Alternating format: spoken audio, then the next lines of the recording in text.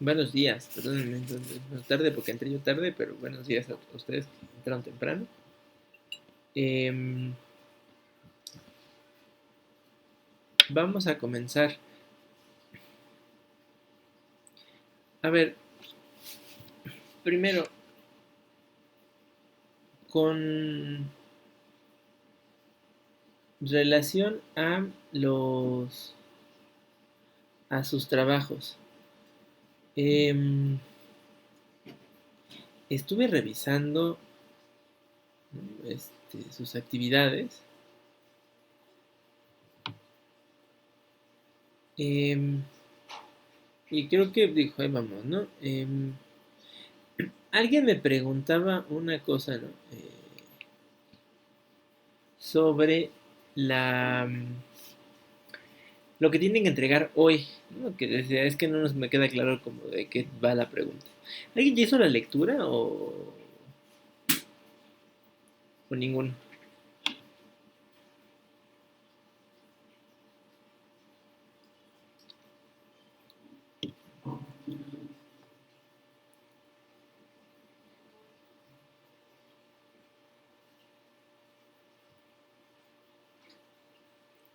Hola, hola, ¿están ahí?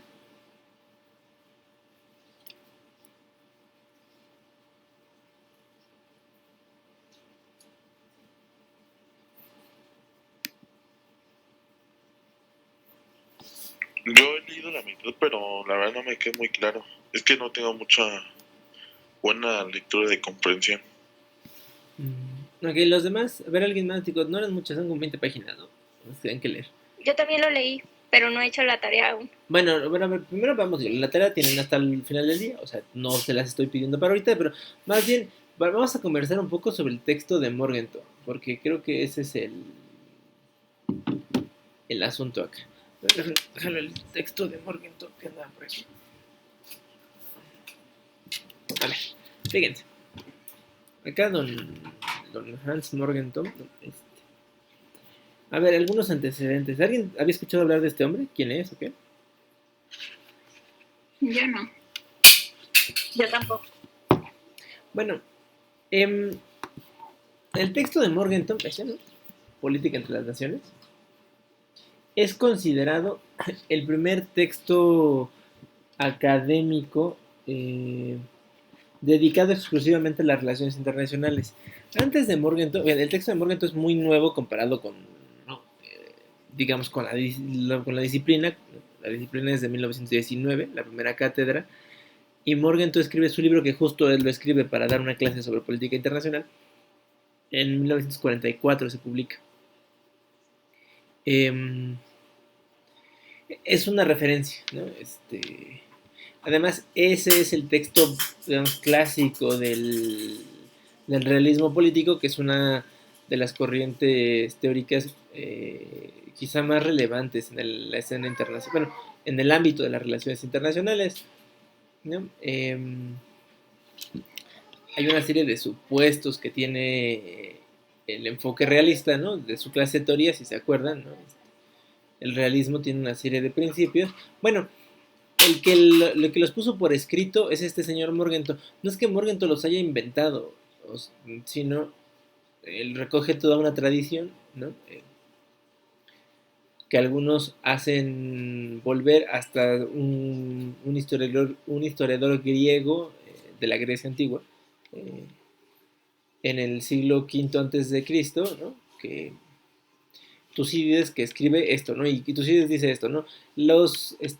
Dice Tucídides, las ciudades estado, y Morgenthau dice, entonces los estados lo único que buscan es poder, ¿no? Y de eso se trata, ¿no? Las relaciones internacionales no se trata de la colaboración, no se trata de la cooperación, no se trata de hacer alianzas, sino lo que está en el fondo de las relaciones internacionales es la lucha por el poder. Eso ya lo dice Morgenthau. Eh, con esta idea en mente, es con la que me interesa que revisemos qué pasa en la Guerra Fría. O sea, de hecho, les puse a leer a Morgenthau no porque tengamos una clase, digamos, de las teorías de las relaciones internacionales que explican la Guerra Fría, porque evidentemente hay que hacerlo, pero no se trata de eso el curso. Pero sí que tomemos este momento, o sea, esta parte del curso, para señalar esto. ¿Se acuerdan de sus clases de teoría? Si tuvieron o no tuvieron, fueron muy malas o fueron muy buenas, no lo sé.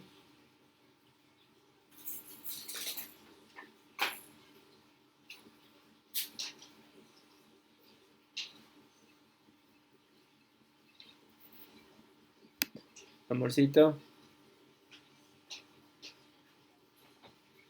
que no hay tu shampoo. Te ofrecen ese sustituto.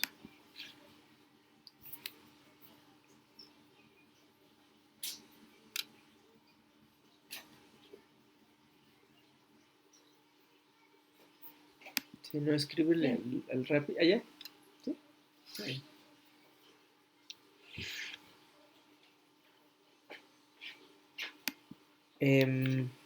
¿No se acuerdan nadie? Nada, nada. ¿Lo viste?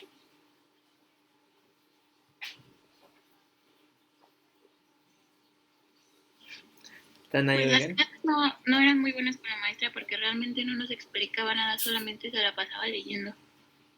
Bueno, vamos a hacer hagamos entonces el ejercicio. Digo, me toca la materia, ¿no? Hablar del realismo y bueno, ya tuvieron clase gratis del realismo. Eh, a ver, el realismo político, fíjense. eh, ¿Alguna vez ha salido Maquiavelo? ¿O sabe quién es Maquiavelo? Eso es una buena referencia. Sí, una maestra nos dejó leer, bueno, no leer, pero un pedazo de... Tuvieron que revisar algún pedazo del Príncipe seguramente. O a Thomas Hobbes. ¿Han escuchado este inglés? No, ese... Bueno, estos dos señores, fíjense, son los iniciadores, dicen los politólogos, de la ciencia política moderna, porque no contemporánea.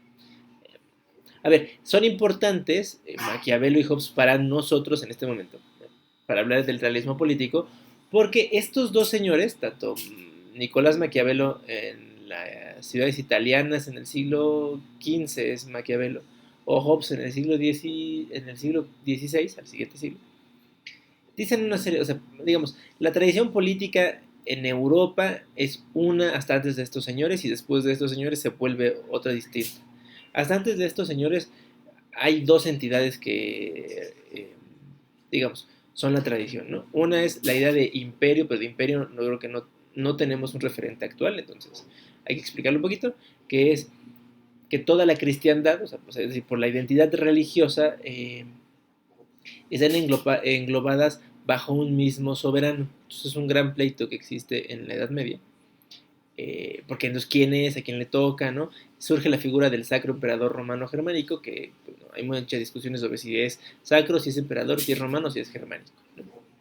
Y la otra figura es la figura del Papa, que se supone que es el que, digamos, gobierna los asuntos espirituales, dicen los, los expertos de la época. Bueno, digamos, la discusión política está entre esos dos, ¿no? No entremos en detalle porque no vale la pena. Eh, lo que es importante es que a partir de Maquiavelo y luego Hobbes es digamos, el que lo consolida, es que reconocen que, bueno, o sea, está padre, pues, ¿no? La idea del imperio y si el Papa tiene poder o no tiene poder, pero estos dos hombres representan, podemos decirlo con mucha claridad, en ese momento la periferia del poder, o sea, vivir en las ciudades italianas o vivir en Inglaterra en el momento de estos dos señores es vivir en la periferia porque no eres parte de ninguna de las dos cosas, ¿no? O sea, no eres parte de las instituciones centrales del poder en Europa. Y el poder en el centro el poder en Europa en ese momento básicamente es la figura del emperador y el representante más interesante es Carlos V, como el del chocolate, bueno, el chocolate está inspirado en este. Pues como están en las orillas, pues ellos dicen, en realidad miren, como el imperio no es lo que nos interesa fortalecer a los... Maquiavel habla de las ciudades-estado, ¿no? Al estilo griego, ¿no? Las grandes ciudades italianas, Milán, Turín, Génova. Estas son las que deberían de, ¿no? Hay que pensar como en ese, o sea, que esa es la unidad política más importante. Y luego, Hobbes avanza un poquito esto y dice, en realidad lo importante es el Estado-Nación. O sea, la gente se reúne o sea, no en el imperio. No. La gente se reúne en estados, porque la gente encuentra que Fíjense, esto es muy importante para el realismo. Hobbes dice, el hombre es el lobo del hombre. O sea, las mismas personas terminan, o sea, son en general, eso es una simplificación, pero hay que decirlo así, son malas por naturaleza, dice Hobbes, ¿no? Y entonces, como son malas por naturaleza, alguien tiene que poner orden, porque si no vivimos en un estado de anarquía.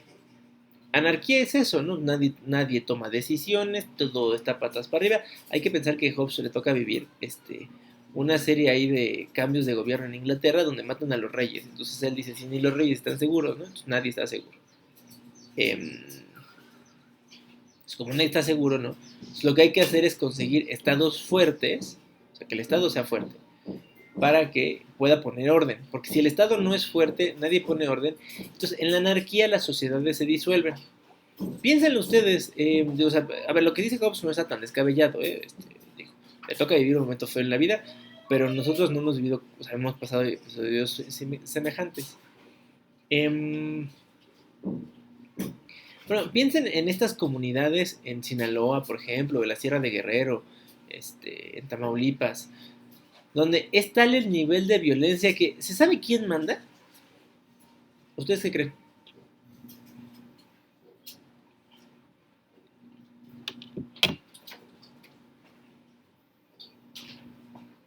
Pues sí, ¿no?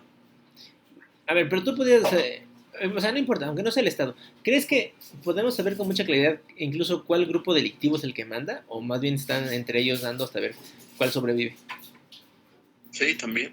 Lo segundo parece más, ¿no? O sea, es decir, pues a lo mejor ahorita hay uno que está al mando, ¿no? Y luego más balazos y llega otro. Bueno, eso básicamente es lo que Hobbes dice que es el estado de anarquía. A ver, nos interesa, porque luego Morgenthau, por ejemplo, dice que la sociedad internacional es eso, es anárquica, o sea, nadie le pone orden, ¿no? O sea, es así como, imagínense, las sociedades nacionales anárquicas, o sea, piensen en eso, ¿no? Una comunidad donde el narco parece que gobierna, pero es que el narco no es uno, sino que son muchos grupos, pues no hay en realidad uno que gobierne, sino hay uno que a lo mejor tiene poder y se fortalece otro y le quita el mando, y luego llega la policía estatal y les quita el mando, y luego se pone, ¿no? Salían con ellos. O sea, esa situación caótica es la que Hobbes dice que hay que evitar. Y la única manera de evitarlo es teniendo estados fuertes que puedan imponer la ley incluso con la violencia. ¿Eh? De ese nivel es Hobbes. O sea, Hobbes dice, a ver, o sea, el Estado tiene una responsabilidad, no es poner orden. ¿Cómo lo va a hacer? No les va a pedir permiso, ¿verdad? No les va a decir, oiga, disculpe, ¿quiere ponerse en paz? No. Hobbes dice, el Estado es el Estado por eso. Porque puede incluso con la violencia imponer el orden, ¿no? Y la ley. Punto. Bueno, vamos a Morgenthau, que es del que estamos hablando. Morgenthau dice, ¿no? Y de hecho, Morgenthau es el gran teórico del realismo, y luego vamos a ver que esto tiene muchas aplicaciones en la vida, ¿no? Práctica. Morgenthau dice, bueno,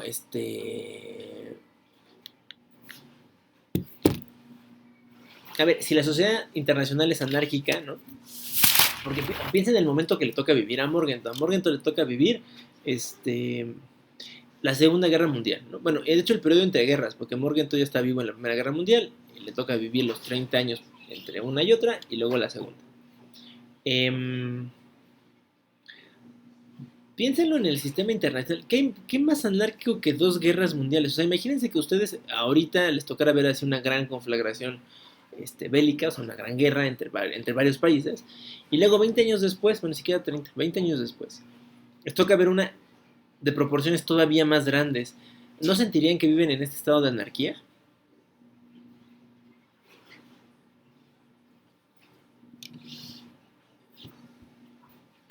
O quién sabe, o puede ser, pero no sabemos. ¿Me puedes repetir la pregunta, por favor? Claro. Es que como que explicaba. Piensen que ustedes, piensen en estas personas que les tocó vivir las dos guerras mundiales, ¿no? O sea, piensen que en este momento, ¿no? O sea, este año, todo sale mal, China y Estados Unidos se declaran la guerra, ¿no? Y los países tienen que aliar y pues, jugar en alguno de los dos bandos. Y se acaba la guerra en algún momento. Luego, 20 años después, o sea, ustedes son jóvenes, tienen 20, ¿no? O sea, en sus 40, vuelve a haber otra guerra, no de las mismas características, una todavía más violenta que la anterior. ¿Sentirían que viven en un estado, o sea, en un mundo anárquico o no? En un mundo anárquico, yo creo que sí, pero si fuera como dentro del país, siento que no, sería más como con una revolución. Exacto. Bueno, porque además eso desencadena cosas, ¿no? A veces las cosas externas traen cosas al interior y viceversa, ¿no? Pero bueno, el mundo sería como anárquico, ¿no? Bueno, ese es el mundo que le toca vivir a Hobbes. Lo que pasa es que luego eso, César, se refleja dentro de los países. O sea, los cambios que trajo la Primera Guerra Mundial, entre muchos, está, por ejemplo, la Revolución Rusa, ¿no? Que puso en el poder a, a los bolcheviques, que son el grupo que convierte a Rusia en la Unión Soviética, ¿no? Lo vuelve un país comunista. En la Segunda Guerra Mundial, eso desencadena, lo vamos a ver, los movimientos de liberación nacional, ¿no? Entonces un montón de colonias se vuelven independientes. Claro, o sea, los conflictos no solo pasan en el exterior, o sea, lejos del Estado Nacional, ¿no? O sea, si hubiese una conflagración China-Estados Unidos, ¿no? Pensemos que no, pero bueno, si sucediera, algún efecto tendría dentro de los países, o sea, incluso entre nosotros, como estamos tan cerca de uno, probablemente tenga efectos, no sabemos cuáles, pero algún efecto tendrá. Bueno, ese mundo anárquico es el que le toca vivir a Morgenthau. Entonces Morgenthau dice, pues el problema de esto es que nadie puede poner orden. O sea, Alemania es muy fuerte, pero no es tan fuerte como para dominar. Y el Reino Unido es muy fuerte, pero pues no es suficientemente fuerte como para detener a los alemanes, ¿no? A la Alemania nazi. Y luego los extremos, ¿no? Dice Morgenthau, bueno, pues Estados Unidos, claro, es una potencia en ascenso, pero para ese momento, bueno, o sea, incluso Estados Unidos solo no podría detener a la Alemania nazi, se tiene que aliar con el resto de los estados, ¿no? Para, pues, hacerle frente, ¿no? A la amenaza del nazismo. Estando así las cosas, es que Morgenthau dice, bueno, ¿cómo vamos a hacer para salir de este endemoniado sistema anárquico? Morgenthau se da cuenta, fíjense, por eso me gusta la lectura de esto. Morgenthau publica su libro, o sea, lo escribe antes y lo publica en el año 44, un año antes de que se acabe la Segunda Guerra Mundial. Y Morgenthau ya dice, a ver, ¿qué hay que hacer? Fortalecer a los estados. Debería haber un estado o un grupo de estados que tengan suficiente poder como para poder imponer el orden. Morgenthau ya ve que la guerra está por terminar. En el año 44 ya es muy evidente que la guerra está por terminar, ¿no? Y que básicamente los que van a ganar son los aliados. En términos prácticos, Estados Unidos, Reino Unido y la Unión Soviética, ¿no? Bueno, Francia y China están ahí, pero en realidad los grandes ganadores son esos tres. Entonces Morgenthau se da cuenta de eso y dice, bueno, a ver, no, aquí el orden internacional que salga después de la Segunda Guerra Mundial debe ser uno donde los estados sean fuertes. Porque si los estados son débiles, la anarquía sucede porque nadie puede poner orden, ¿no? Además, los estados no solo los estados deben ser fuertes, además debe de haber un grupo de ellos, o dos, o uno, ¿no? Al principio no dice cuántos Morgenthau, que tengan la capacidad para imponer, ¿no? Para imponerse. Es una conclusión de lo que, digamos, de lo que sucede en los años 20, y de los 20 y 30. Digamos, Hitler se hace cada vez más poderoso en Alemania. Y Francia y Reino Unido, que son las potencias de la época, son cada vez menos eficientes para detener a Alemania. ¿No? Digo, sin que sea esta una clase de dónde viene la Segunda Guerra Mundial, vale la pena pensarlo, ¿no? La Alemania nazi, desde que Hitler llega a poder en el año 33, se dedica a anexarse territorios. Entonces se anexa a Austria, se anexa una parte de Checoslovaquia, le reclama a Polonia unas cosas, a Dinamarca otro pedazo. Y entonces el gran problema es que las potencias de la época, básicamente Francia y Reino Unido, todo el tiempo ceden, porque tienen la lógica de que, ¿no? Como con el niño berrinchudo, ¿no? Bueno, pues, dáselo una vez y se le va a quitar. Bueno, lo que no se dieron cuenta es que al estarle dando a Alemania todo lo que pedía, le quitaron las reparaciones de guerra, le permitieron rearmar, o sea, todo lo que se supone no podía hacer, como resultado de la Primera Guerra Mundial, se lo permitieron otra vez, pensando que con eso iban a calmar las ansias de poder de la Alemania nazi. ¿Qué fue lo que pasó? Bueno, que estos dos no fueron capaces de frenar a una potencia emergente, ¿no? Alemania, que se volvió tan poderosa que después aplastó a Francia y al Reino Unido lo tenía contra las cuerdas, ¿no? Poniendo con los bombardeos. Denme un segundo. Bueno. Hola, tu Rappi te necesita. Por favor, revisa tu app. ¿Puedes salir por las cosas, amorcito? ¿Dónde está? Pues no dice dónde, es que nada más me mandó como mensaje de ya llegué. Puede estar allá afuera. ¿Quieres meterme? Bueno, entonces, este es el mundo del que está hablando Morgan. Entonces, el que le toca vivir a él, ¿no? O sea, él se da cuenta que no tener el poder suficiente para parar a Alemania fue lo que provocó la Segunda Guerra Mundial, ¿no? Es un poco simplón la explicación de Morgan, entonces se quiere, pero es muy efectiva, ¿no? O sea, ¿qué hubiera pasado? O sea, se han preguntado estas cosas, ¿no? ¿Qué hubiera pasado si alguien hubiera detenido a Hitler antes de llegar al poder? ¿Esto hubiera evitado la Segunda Guerra Mundial? ¿Ustedes se creen?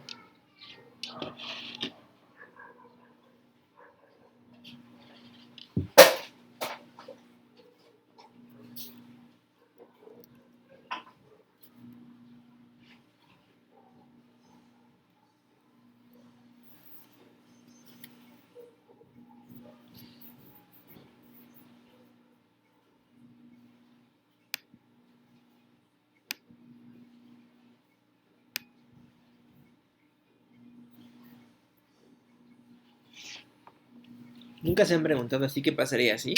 Ahora que está tan de moda Marvel, de hecho van a estrenar una serie que se llama así, ¿no? What If.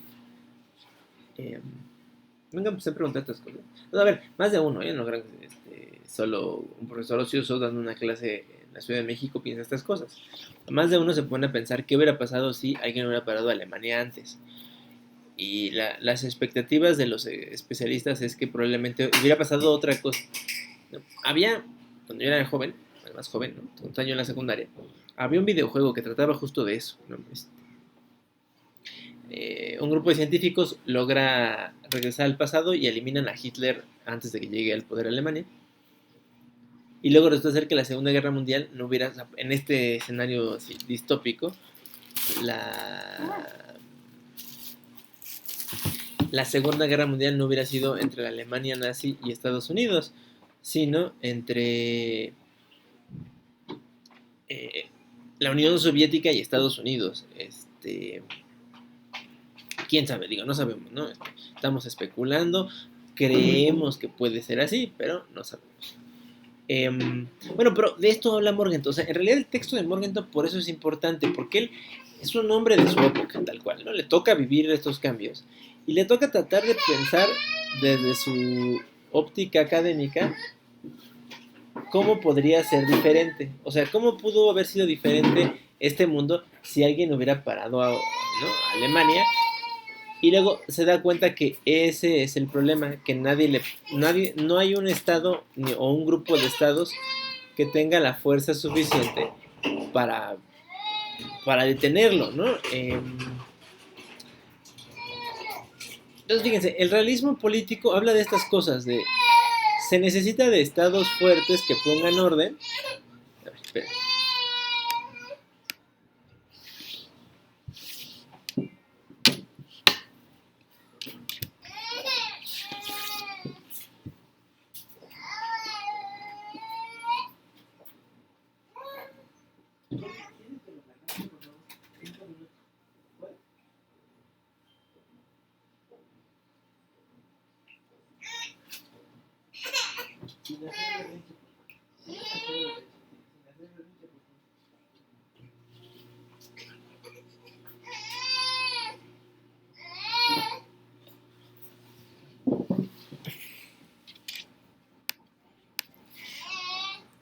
Bueno, entonces, el realismo trata de esto, ¿no? Primero, debe haber estados, ¿no?, fuertes, que sean los que organizan a las sociedades nacionales. Y luego debe haber estados que sean suficientemente fuertes, incluso, ¿no?, entre ellos, para poder poner orden en un mundo anárquico. El realismo, así como lo plantea Morneto, el llamado realismo clásico, dice cosas como que la colaboración entre los estados no es una meta, ¿no? O sea, Morgenthau dice, los estados no colaboran normalmente entre ellos. Lo que pasa es que los estados tienen intereses. Y algunas veces por interés, ¿no? Pueden hacer cosas junto con otros estados, ¿no? El mejor ejemplo es eso, ¿no? La Unión Soviética y Estados Unidos colaboran para derrotar a la Alemania nazi, pero no porque les interese cooperar entre ellos, no porque les interese ser amigos entre ellos, ¿no? Al contrario, la idea es, lo hacemos porque vemos que es más fuerte, pero va a haber un momento en que tú y yo nos vamos a enfrentar, que es lo que termina sucediendo, ¿no? Al final del día la Guerra Fría no es más que eso, ¿no? Este enfrentamiento soterrado entre Estados Unidos y la Unión Soviética. En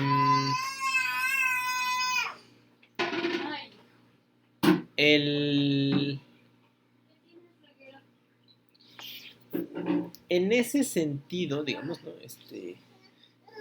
Desde la perspectiva del realismo, vale la pena examinar qué sucede durante la Guerra Fría. Porque, digamos, el realismo político responde perfectamente, ¿no? Es una respuesta, digamos, natural, ¿no? Pero al menos es una respuesta bastante evidente a las condiciones que vive el mundo previos a la Guerra Fría. Y justo con eso en mente es que las cosas en la Guerra Fría pasan como pasan, ¿no? A ver, decimos que los estados tienen primacía sobre todo lo demás, entonces todo lo que no sea un estado pasa a segundo término, ¿no?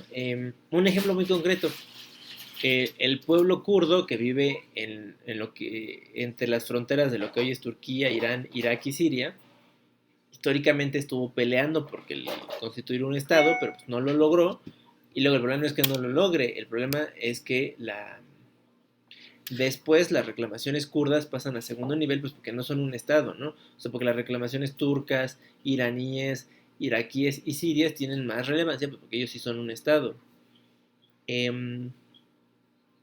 Con esta lógica de la importancia de los estados, ¿ustedes creen que asuntos como el medio ambiente tienen alguna prioridad?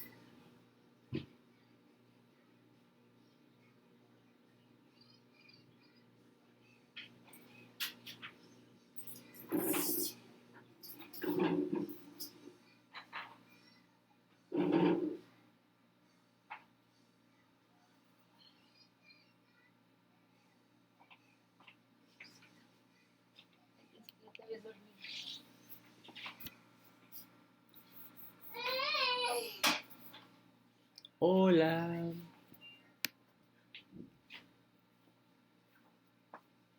Pues yo digo que no, o sea, si hay otra cosa más importante, pues pasa a segundo término. Sí, claro. Sí, porque a ver, piénsense ustedes así, ¿no? Como dirigentes del país que más les guste, no importa.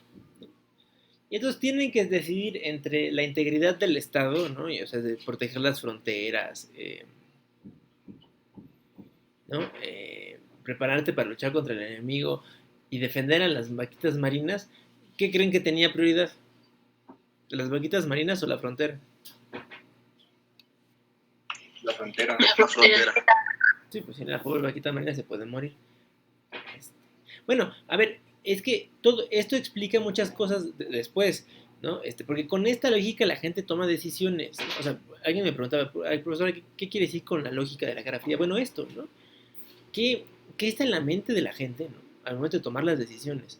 Está esto. Entonces, cuando tienes que definir la agenda de prioridades, ¿no? Las prioridades son eso, ¿no? Defender la frontera, prepararte contra el enemigo, invertir en seguridad, ¿no? No solo en seguridad pública, o sea, no en policía solamente, ¿no? En seguridad nacional, en espionaje, en el ejército, en mejor armamento. Eso son las prioridades de la Guerra Fría. Y no solo estoy hablando de Estados Unidos y la Unión Soviética. Todos los países de este planeta orientaron sus esfuerzos a pensar en esto, en las prioridades que tienes, así, ¿no? Que el Estado sea lo más fuerte. Entonces el Estado tiene que tener todas las herramientas para ser cada vez más fuerte.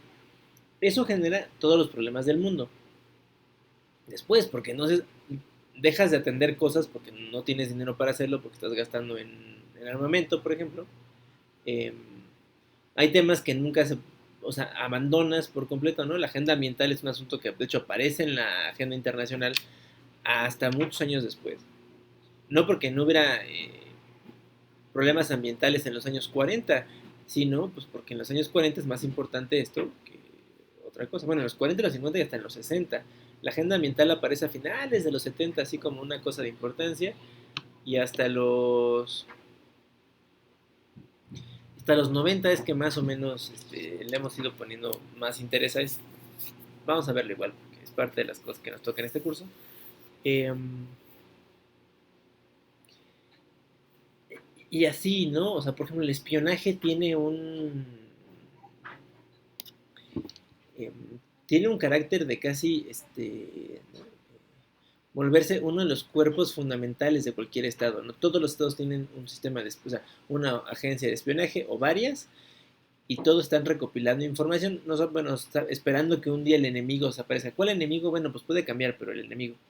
Esto lo dice Hobson, ¿no? En la lectura. Esta es la época de las grandes historias de espionaje.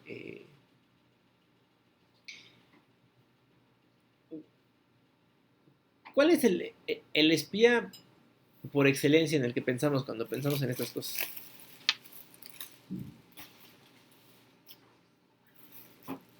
Pues James Bond, ¿no? Excelente, ¿no? ¿Cuál? James Bond es el espía por naturaleza, ¿no? O sea, es el hombre que encarna la imagen del espionaje, yo creo que a nivel mundial, ¿no? Es muy probable que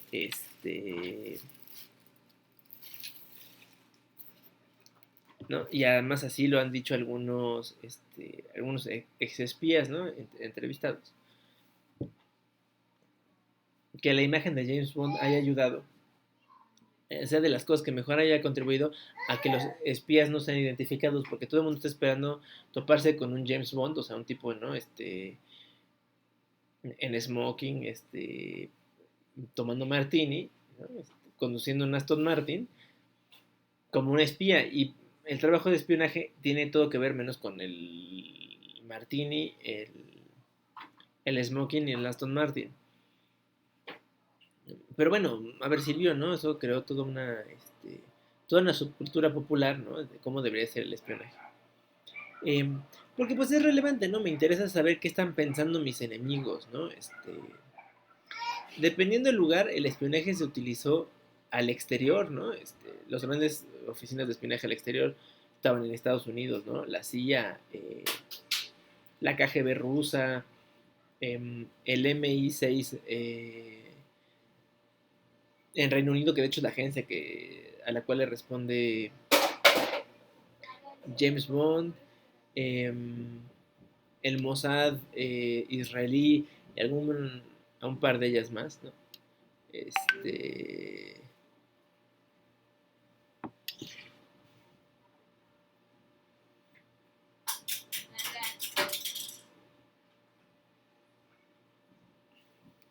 Son pues básicamente las que hacían como recopilar información del exterior. Pero les digo que todos los países tenían su propia agencia de espionaje.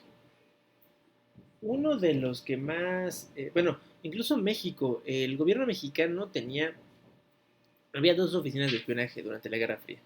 La Dirección Federal de Seguridad y la Dirección de Investigaciones Políticas y Sociales.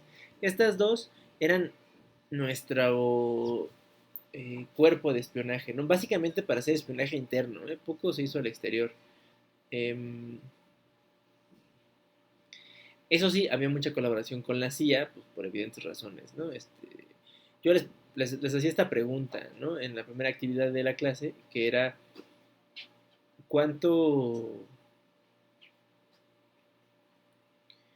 eh, ¿dónde creen que se alineaba un país como México? Y la mayoría lo contestó tal cual, ¿no? Pues por su vecindad con Estados Unidos, ¿no? Por la cercanía con la gran potencia, pues nos tocaba alinearnos de ese lado.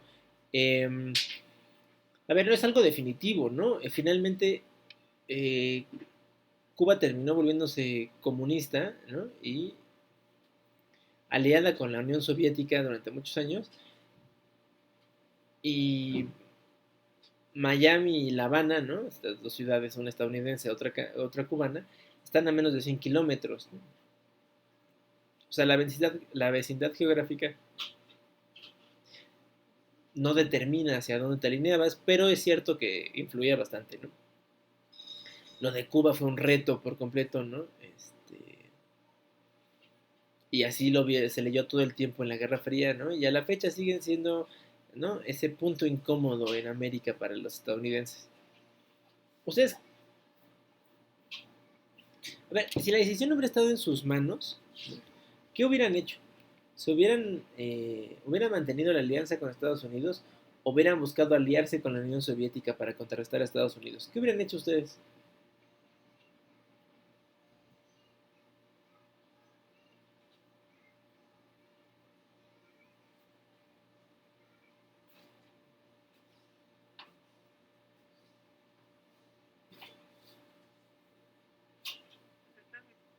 Que la mitad del mundo en su poder y la Unión Soviética tenía la otra mitad del mundo en su poder.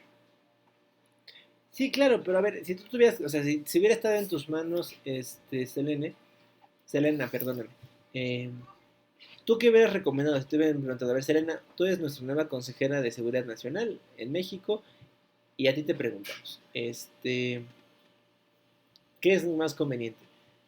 ¿Fortalecer nuestra alianza con Estados Unidos o buscar una alianza sólida con la Unión Soviética que nos permita hacerle frente a Estados Unidos?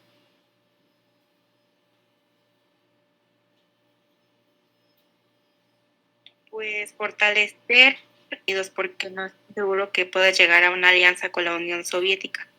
¿Ok? ¿Alguien piensa diferente a Selena o todos estarían de acuerdo con Selena? Que fue lo mejor que pudimos hacer.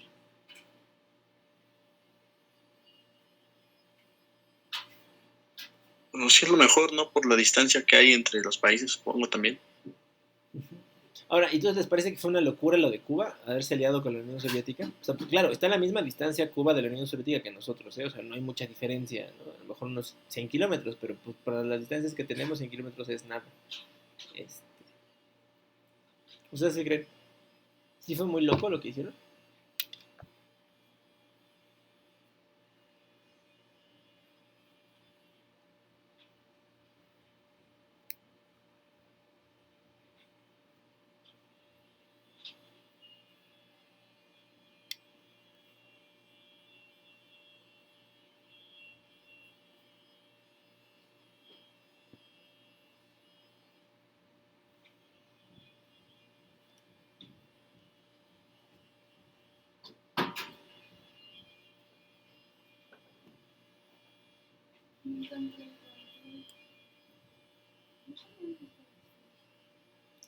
Em, pues miren, algunos analistas dicen que fue muy descabellado, ¿no? Lo que hicieron los cubanos, ¿no?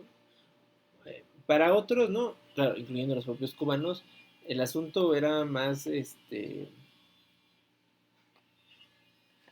fue la verdadera realización, bueno, sí, la verdadera realización de la autodeterminación del pueblo cubano, porque los cubanos pudieron elegir un régimen distinto al que había en América, y no solo lo eligieron, lo conservaron. Em, Antes de Cuba, Guatemala en los años 50 vio el triunfo en urnas, o sea, no una revolución, un triunfo democrático de un presidente bastante socialista, digamos, es decir, con ideas de izquierda, eh, que buscó cierta cercanía con Estados Unidos, ¿no? Jacobo Arbenz se llamaba este hombre. Eh, y lo que fue lo más incómodo para Washington, ¿no? Entonces, solución, patrocinaron un golpe de Estado que derrocó al gobierno democráticamente electo, digamos, de Arbenz, y puso un gobierno, si no militar, o sea, es decir, ¿no? Que los gobernaban, sí, muy, con unas tendencias muy, muy dictatoriales, ¿no? Entonces, claro, cuando tienes ese antecedente, y había otros, ¿no? Pero digamos, el primero es el de Arbenz en los 50. Pues la verdad es que Cuba es muy valiente, ¿no? Escogiendo estas cosas. Pero no solo es valiente, sobrevive, ¿no? A la fecha. Siguen siendo el mismo régimen al que los Estados Unidos se opusieron allá a finales de los 50, en el 59, triunfa la Revolución Cubana. Bueno, en ese punto, ¿no? Fíjense, al pensar en estas cosas, se vuelve, bueno, las explicaciones para cualquier conflicto se vuelven bastante simples, ¿no? Porque si se arman dos bloques, eh,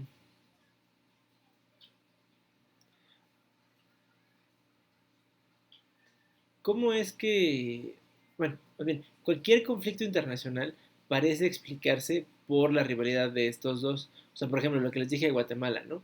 Ah, bueno, pues la Unión Soviética bueno, ¿no? Le ofrece a Arbenz apoyo y entonces él llega al poder y luego Estados Unidos se alía con los grupos de derecha guatemaltecos y derrocan a Arbenz y ponen un gobierno a modo.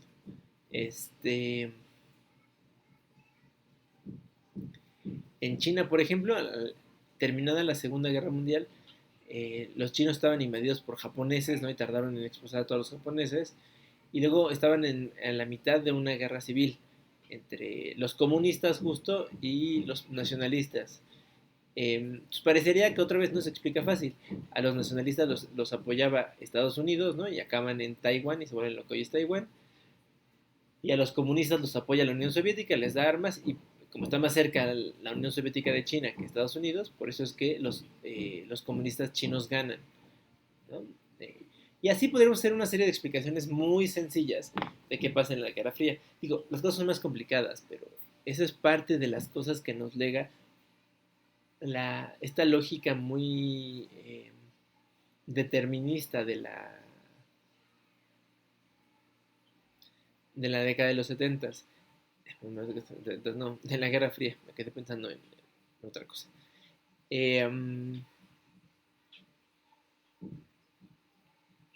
Pero bueno, vamos a hacer algo porque si no, ustedes andan como en la luna. De lo que toca hablar hoy, digo, ya que hicimos un repaso de qué es realismo político, es en qué condiciones terminan la guerra tanto Estados Unidos como la Unión Soviética. Entonces, para que se despabilen un ratito, ¿no? Les voy a dar 10 minutos para que se pongan a buscar en Google si quieren, o sea, no tiene que ser muy complicado. Igual lo voy a poner en el chat para que vean una serie de cosas y ahorita vamos a hablar de esto. Primero, ¿quién lidera ambos países al término de la guerra? ¿Quién lidera Estados Unidos? ¿Y quién lidera a la Unión Soviética al final de la guerra?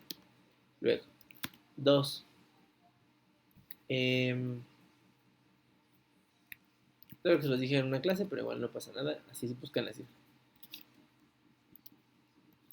¿Qué país tuvo más muertos, o sea, de estos dos, ¿no? Durante la Segunda Guerra Mundial?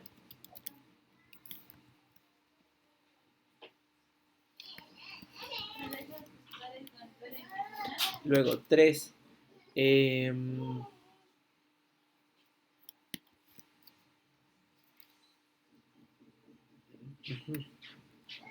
qué año cada uno consigue su armamento nuclear, su armamento atómico, su bomba atómica? año de la primera bomba atómica de cada uno.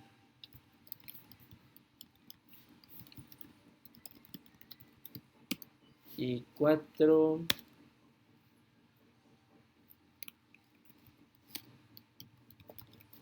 ¿Quiénes eran sus principales aliados al terminar la guerra? O sea, hicieron una búsqueda de con quién, lo literal, ¿no? Como en la primaria, con quién se juntan estos dos, ¿no? Justo al terminar la guerra. Son 11:52. Tómense 10 minutos para buscar esto con seriedad, ¿no? Y 12:02 regresamos.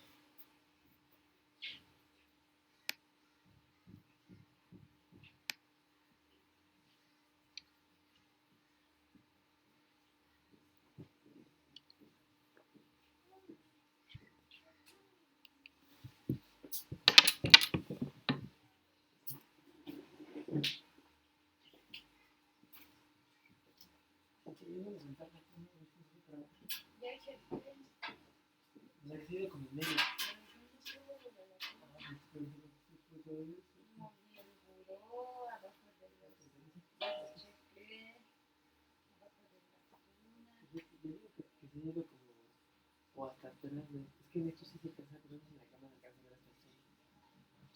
Yo lo he visto como que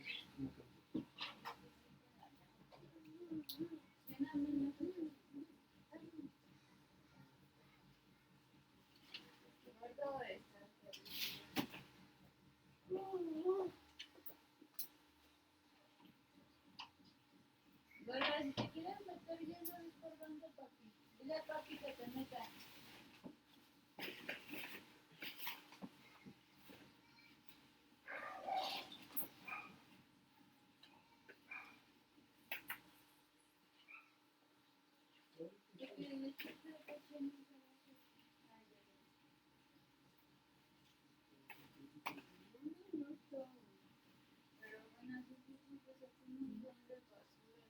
segundo hay que cargar el propio, no sé cuánto es la cosa.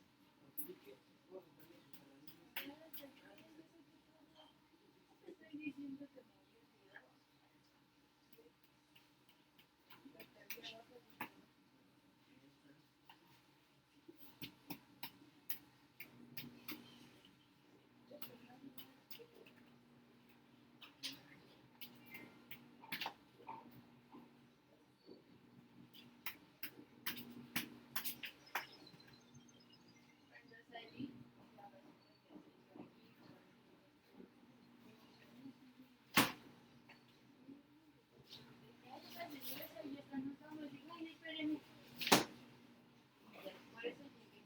sí, bien vecino. Y eso fue que me dio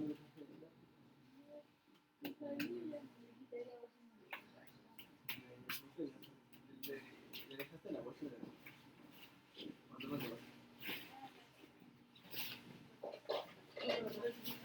cuando no te vas.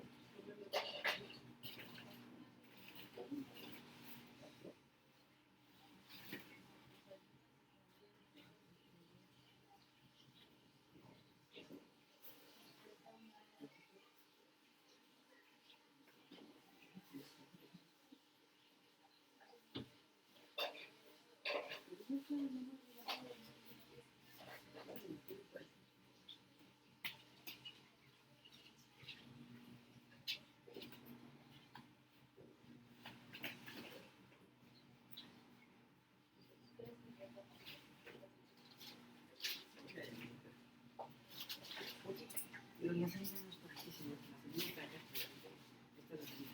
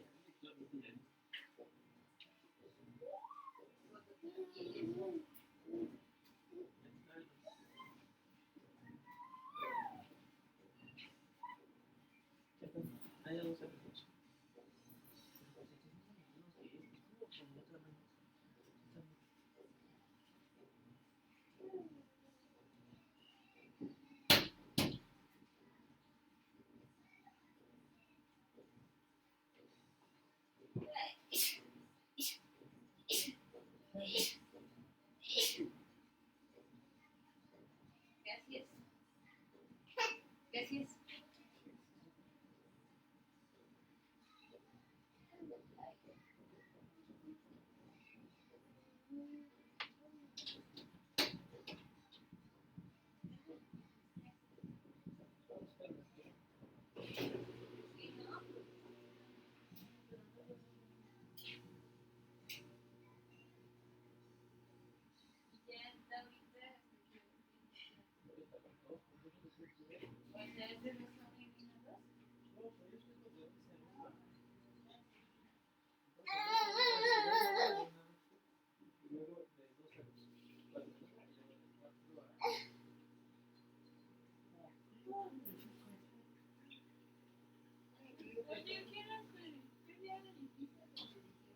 El jueves.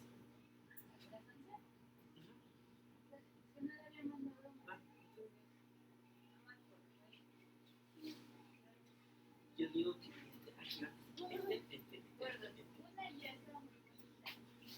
sí la quiero poner. Una.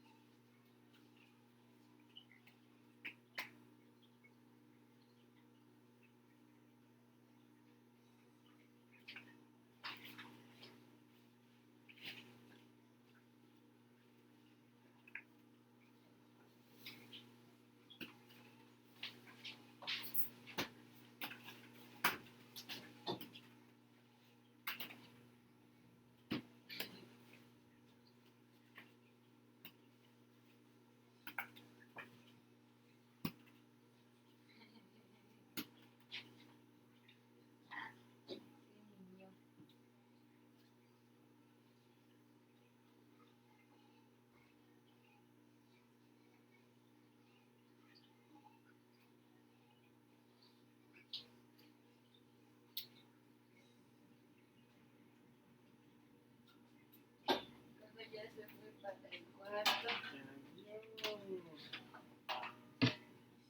Duele mucho mi brazo.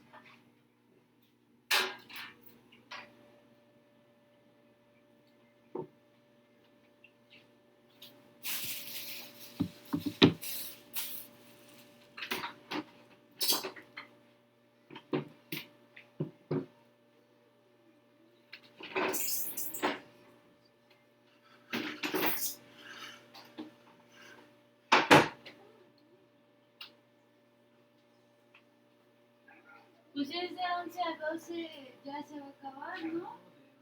Ah, que me dijiste.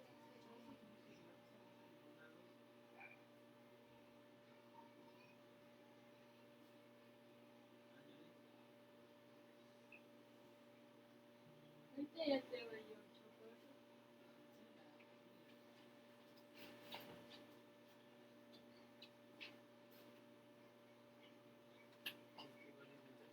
Ay, sí.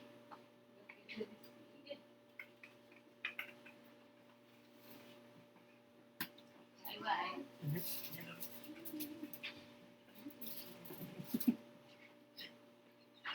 ¿Qué?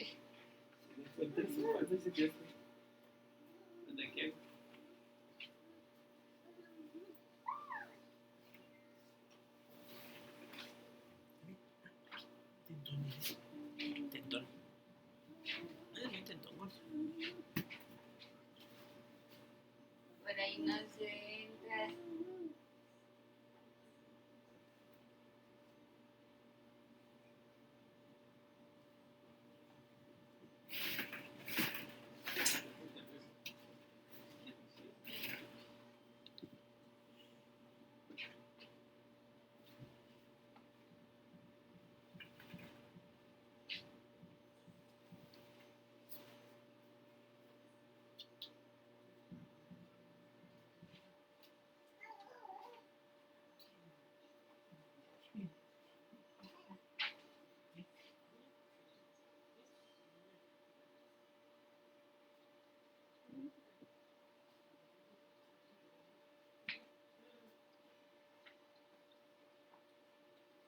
Ah, sí.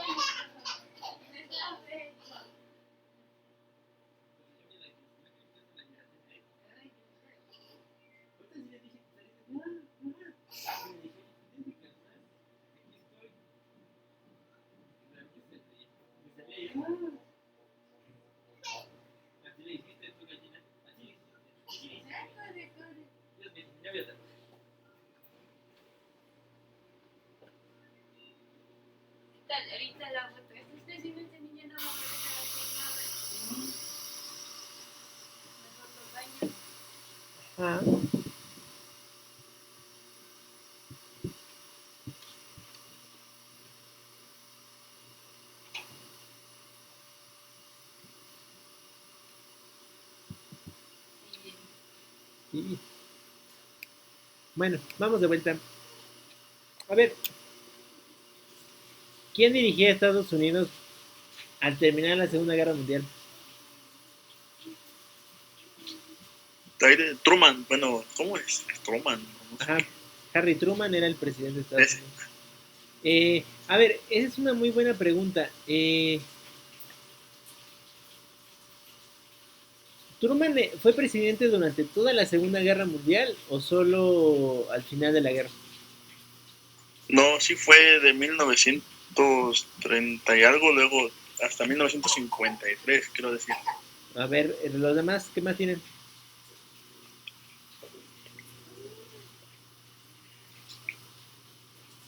A mí me sale que fue desde 1945. No, exacto. Truman en realidad es presidente en el final de la guerra. ¿Quién era presidente entonces antes de Truman? Era Franklin D. Roosevelt, ¿no? Exacto. Roosevelt es el presidente que, ese sí dura, César, del 30 y...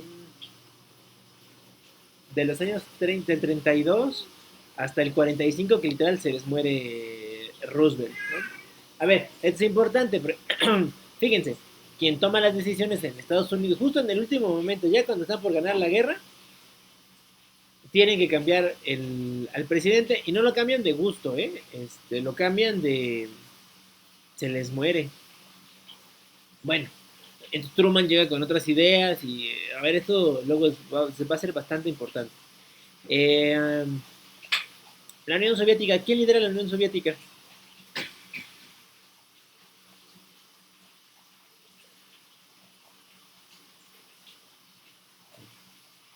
Mikhail Gorbachev, algo así. No en este momento, sí en algún momento gobernará Gorbachev, pero aquí creo que todavía ni nacía el pobre Está lindo. Stalin. Muy bien, Jimena. ¿No? ¿Desde cuándo gobierna Stalin la Unión Soviética? A ver. 1941, ¿no?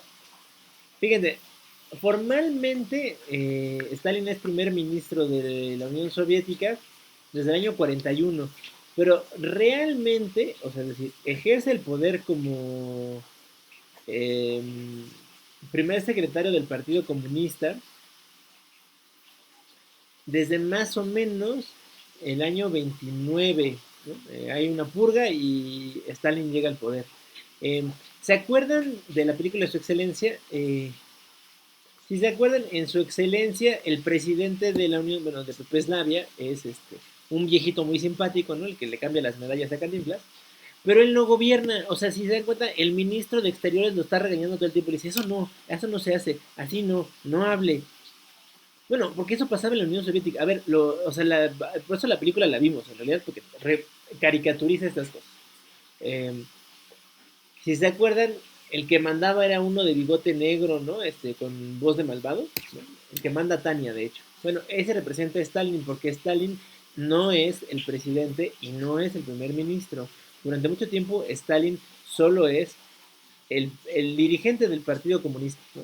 pero desde esa posición gobierna, ¿no? Entonces, eh, está muy interesante, ¿no? Porque pues, básicamente el modo en el que la Unión Soviética funciona es muy peculiar, ¿no? O sea, hay autoridades formales, ¿no? El presidente, el primer ministro, que no gobiernan, y hay autoridades, digamos, no formales, que son las que en realidad gobiernan. Es como si ahora, ¿no? O sea, como ahora en México, eh, el dirigente de Morena, que creo que es Mario Delgado, fuera quien realmente tomara las decisiones en el país y no el presidente Andrés Manuel, ¿no? Sería algo así más o menos.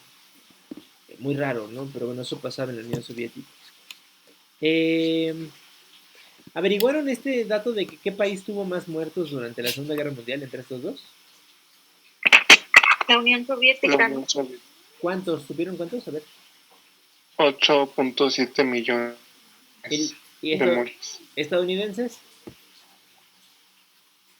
No, de soviéticos. Por eso, los soviéticos sí fueron casi 9 millones de almas soviéticas perdidas. Pero alguien encontró cuántos muertos tuvo el ejército estadounidense. Bueno, los estadounidenses en general durante la Segunda Guerra. Como 1.7 millones. Sí, son creo que casi 2 millones. A ver, es lo que les decía, fíjense. Estados Unidos pelea en los llamados tres frentes. Pelea en el frente europeo, de Europa Occidental, ¿no? Entonces, recupera Francia, Italia, eh, ¿no? Y entra Alemania por Occidente. Y pelea en el frente africano, se unen las tropas británicas para recuperar el norte de África y pelea en el frente del Pacífico, ¿no? Se enfrenta a los japoneses en el Pacífico. Bueno, en los tres frentes Estados Unidos pierde 2 millones de vidas humanas. Eso cuenta Pearl Harbor y cualquier cosa que se les pueda ocurrir. En cambio, la Unión Soviética solo pelea el llamado Frente Oriental, o sea, el Frente de Europa Oriental. Y en un solo frente, la Unión Soviética pierde 4 veces más personas que Estados Unidos en los tres frentes en los que está puesto. A ver, esta es una estrategia, ¿eh? Rusia ya no, pero históricamente había sido el país más poblado de Europa. Y eso le permitía hacer estas cosas, ¿no? O sea, literal, pues echar de carne de cañón, ¿no? A tantas tropas pudiera, pero era tanto el número de tropas que, bueno, pues terminaban ganando. ¿Qué otro país hoy en día tiene esas mismas características? Que tiene suficiente población que podrían echar carne de cañón tanta como quisieran. China. China, la India. No, pues con esos dos, ¿no? O sea, imagínense una guerra China-Estados Unidos. Solo por la población, ¿quién ganaría? China. China. Pues imagínense, o sea, los chinos, fíjense, vemos que los chinos se alocan y sacrifican al 10% de su población, o sea, a 160 millones de chinos. Solo es el 10%, digo, es muy feo, es muy triste, son muchas vidas humanas, pero solo es el 10%. Esos mismos 160 millones son algo así como casi la mitad de los estadounidenses. Los estadounidenses son como 330 o 350 millones. Entonces, sí, no, o sea, no hay comparación, ¿no? Un poco lo mismo pasó con la Unión Soviética. Eh, Sacrificaron a 8 millones de los 80 que eran más o menos, o sea, se murió como el 10% de los soviéticos. Eh, pero ganaron la guerra, ¿no? Digo. Ahora, ¿en qué año cada uno tuvo su primera bomba atómica? Yo creo que A ver, 1945 ¿quién y en la 40? otra en 1949. A ver, ¿sí? ¿Y Samar ibas a decir otra cosa? No, sí iba a decir que la URSS en 1949 y Estados Unidos en 1945. Bien, ¿por qué es importante cuándo tiene cada uno su bomba atómica?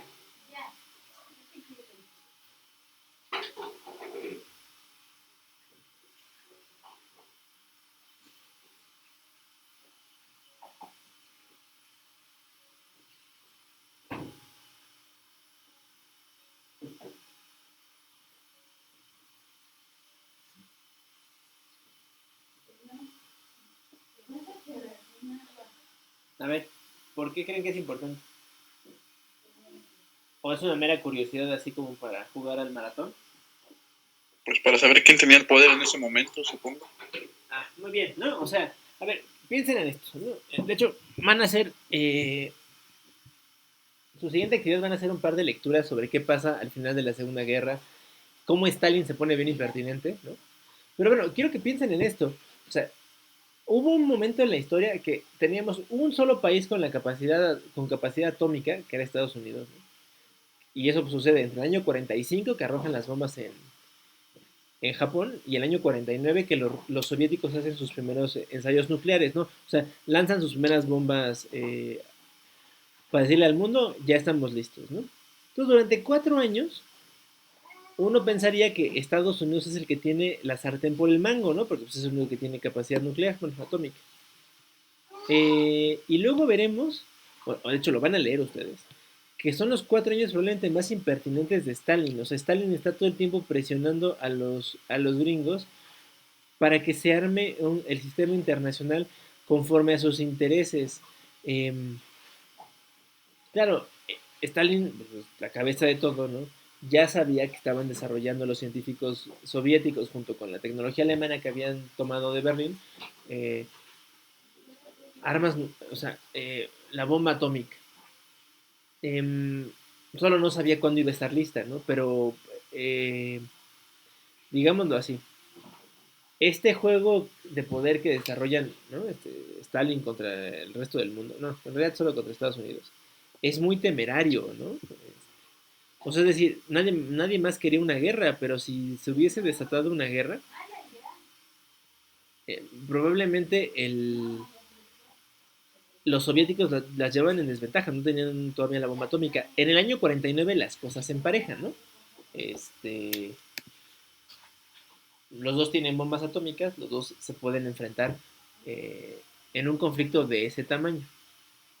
Eh, a ver, y esta última, ¿quién era aliado de quién? O sea, cuando acaba la guerra, ¿quién está más cerca de esto? O sea, ¿quién es más aliado de Estados Unidos y quién es más aliado de la Unión Soviética? Se supone que todos son aliados, ¿no? China, Francia, el Reino Unido, América Latina en su conjunto, eh, lo que queda de Europa. Pues Estados Unidos de China, ¿no? Y la Unión Soviética de la Gran Bretaña y Francia. A ver, ¿todos coinciden con Jimena?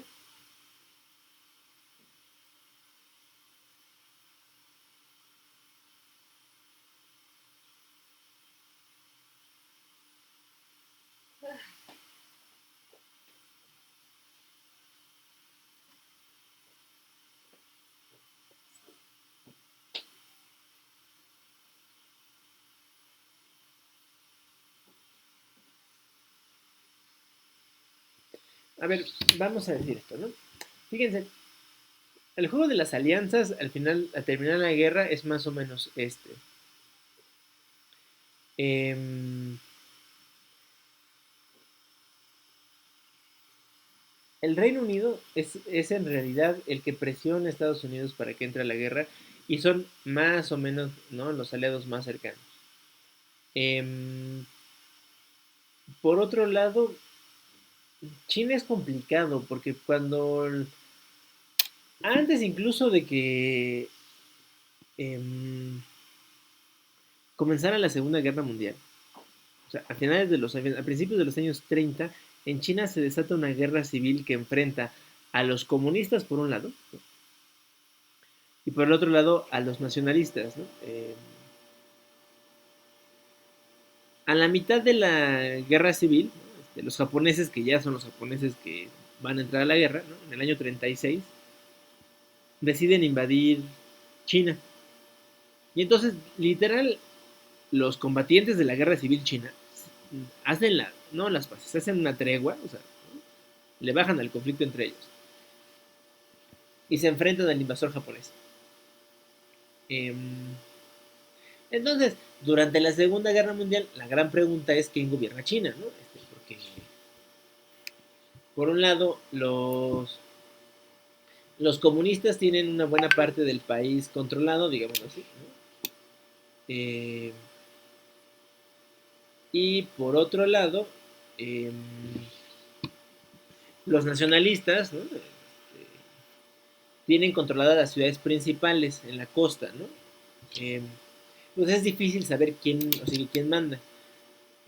Porque además, y luego lo que está en medio, pues es lo que los japoneses controlan, ¿no? Estados Unidos es muy, o sea, lo que dijo Jimena no está tan descabellado. Estados Unidos es muy inteligente porque se da cuenta que si invitan a las negociaciones a China como un aliado más, ¿no? Que se enfrente a Japón, a la larga podría respaldar a los nacionalistas, ¿no? Para que China no se convierta en un país comunista, ¿no? Digo, fíjense, en plena guerra mundial y Estados Unidos ya está pensando qué va a pasar después. Si invitan a los chinos a la mesa de discusión, el gran problema es que a cuáles chinos, ¿no? ¿Invitas a los chinos nacionalistas o a los chinos comunistas? Bueno, invitaron a los dos. Entonces, los soviéticos invitan a los comunistas, los gringos invitan a los chinos nacionalistas, y digamos, eso ya genera un problema, ¿no? Porque, ¿quién manda en China? Eh, de manera similar, los soviéticos piden invitar a los franceses a la mesa de discusión, porque históricamente Francia pues es ahí, es un aliado tradicional de Rusia desde como el siglo XVIII. Entonces dicen, bueno, ¿cómo no vamos a invitar a los amigos franceses? Lo hace para balancear, digamos, la alianza entre Estados Unidos y Reino Unido. Ahora, ¿por qué es importante? Bueno, pues porque ese juego de cinco es el que termina dando las cinco grandes potencias que finalizan la Segunda Guerra Mundial. Eh, ¿Qué privilegio obtuvieron estas cinco potencias? A ver, ¿qué tienen esas cinco potencias? Estados Unidos, la Unión Soviética, China, Reino Unido y Francia. Pues son los que toman las decisiones en el mundo. Ajá, ¿y dónde están sentados? Tienen un lugar especial, ¿no? Sí, en el Consejo de Seguridad de la ONU o algo así, Ándale, no me acuerdo. Justo así como lo dijiste, ¿no? El Consejo de Seguridad de la ONU es este órgano que se crea al finalizar la Segunda Guerra Mundial para poner orden en el mundo, y en el órgano más importante se sientan como miembros permanentes estos cinco. A ver, después es un caos, porque entonces unos sí quieren, otros no quieren, unos se quedaron fuera y entonces se preguntan por qué. Hoy en día sigue siendo un problema, ¿eh? Hoy en día países como Alemania siguen reclamando de por qué Alemania no tiene un asiento permanente en el Consejo de Seguridad, si Alemania es política, económica y creo que hasta militarmente más grande que Francia, o que el Reino Unido, ¿eh? Lo único que no tiene Alemania es armas nucleares, pero bueno, pues denle chance, ¿no? Y capaz que las construye. Este, el otro que tampoco tiene asiento, por evidentes razones, es Japón, ¿no? También perdió la guerra. Y también los japoneses han reclamado mucho, ¿eh? Desde el año 2000 que hay un proceso de reforma abierto en la ONU. Los japoneses han dicho que porque ellos no tienen un asiento. Los japoneses son el segundo contribuyente más grande a la ONU. Entonces dice, oye, yo pago casi todo. Y además los japoneses dicen, yo termino pagando lo que los gringos nunca pagan. Y yo, ¿por qué no tengo un asiento? ¿No? ¿Cuánto, literal, cuánto cuesta? ¿No? Te lo pago. Eh, bueno, pero eso responde a la lógica de la Guerra Fría, ¿no? Ahí hay dos países que se enfrentaron y hay dos países que, pues literal, se quedaron con el poder y luego invitaron a sus cuates, ¿no? Por eso les decía yo, estos cuáles son los principales aliados, porque luego eso forma, digamos, esto que dice Morgenthau, ¿no? Estos países que le pueden poner orden al sistema internacional son estos cinco. ¿Por qué esos cinco? Bueno, porque literal fueron los cuates que invité en el momento. Este, Había otros, probablemente, ¿no? Pudieron ser más, claro, ¿no? Pudieron ser también menos. Eh, Brasil, por ejemplo, es de los que se ha quejado históricamente de por qué no lo convirtieron en una gran potencia, ¿no? Pues, si había que poner orden en América Latina, pues Brasil pudo haberlo hecho muy bien. El gran problema es que el gobierno brasileño durante la Segunda Guerra Mundial, digamos, fue neutral hasta que la guerra casi se gana, y fue neutral hasta que la guerra casi se gana, porque tenían mucha relación con Alemania. En términos prácticos, a ver, ¿alguien sabe quién es Giselle Bunchen? ¿La conocen? ¿La han visto? ¿Saben de ella? Yo no. Yo tampoco. Giselle Bunchen es una modelo brasileña, ¿no? Con un nombre alemán. El punto era ese. Em, Hay una colonia alemana muy importante en Brasil, ¿no? Y una colonia alemana que llegó antes de la Segunda Guerra Mundial. O sea, básicamente muchos eran nazis.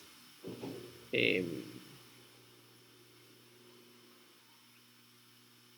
y pues esta relación tan cercana con los nazis hizo que los militares brasileños no con tanta facilidad aceptaran entrar a la Segunda Guerra Mundial, al menos contra Alemania, ¿no? Y luego a favor de Alemania pues era difícil, ¿no? Porque pasaba lo que dijimos hace rato, ¿no? Con la cercanía entre Estados Unidos y Brasil, o Estados Unidos y Alemania nazi, pues la Alemania nazi estaba más lejos, ¿no? Que Estados Unidos. Entonces, como que hubo ciertos temores a aliarse directamente. Más bien fueron bastante neutralitos los brasileños y luego al final, pues ya, le entraron a la guerra, le declararon la guerra a Alemania como 3 días antes de que se muriera Hitler. O sea, ¿qué chiste tiene, no? Bueno, no fueron los únicos, ¿eh? Rusia le declara la guerra a Japón como 3 días antes no, Rusia le declara la guerra a Japón 3 días después de que les tiran las bombas atómicas. O sea, los rusos también fueron bastante ahí interesados. Bueno, esto nos habla de cómo fueron cómo se fueron construyendo estas alianzas que le dieron forma al sistema de después de la Segunda Guerra Mundial, lo que vamos a estudiar, la Guerra Fría.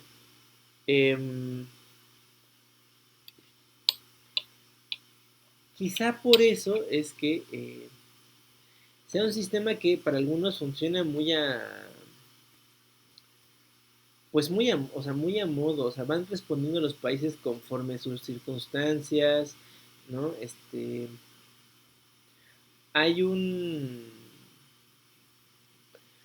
hay un concepto que está en el aire justo cuando está por terminar la guerra, ¿no? O sea, cuando están por derrotar a Alemania. Bueno. A ver, esta es una buena pregunta. Pueden buscar en lo que le hago la pregunta. ¿Se conocieron estos líderes mundiales? O sea, ¿Truman y Stalin se conocen? ¿O Roosevelt y Stalin se conocen?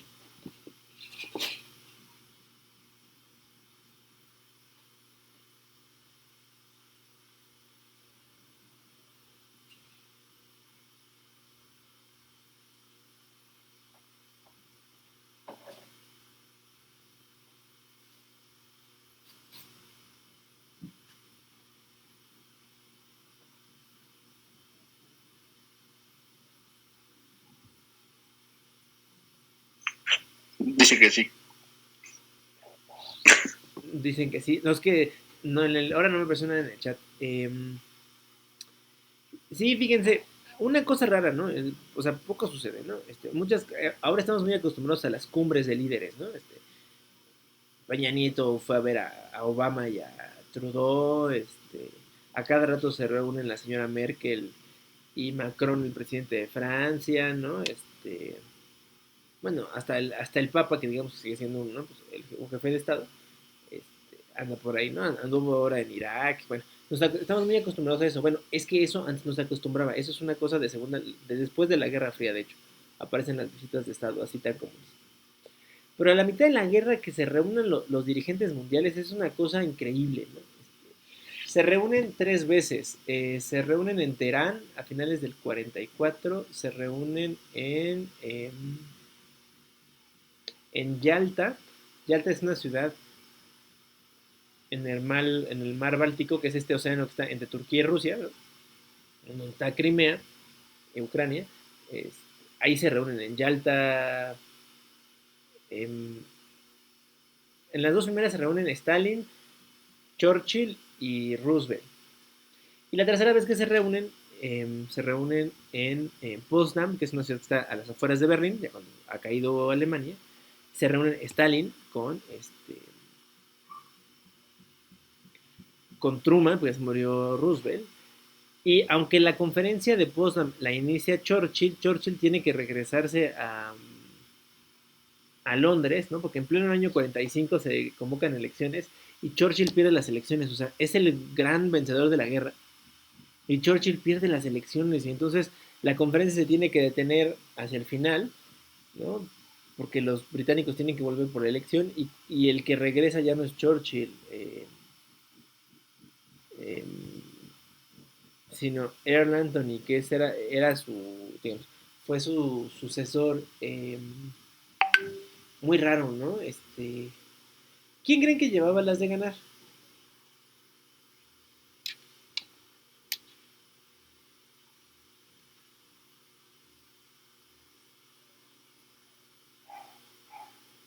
¿Los nuevos o Churchill, digo, o Stalin, que ya tenía tiempo ahí negociando?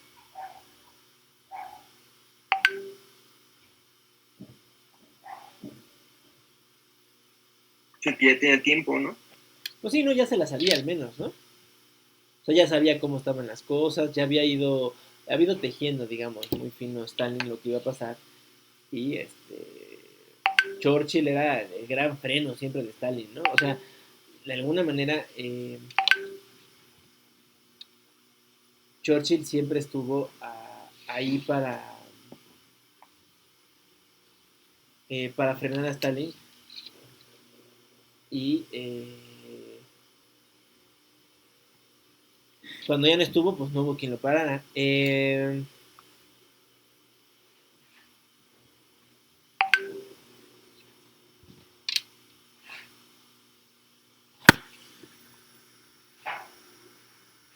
A ver,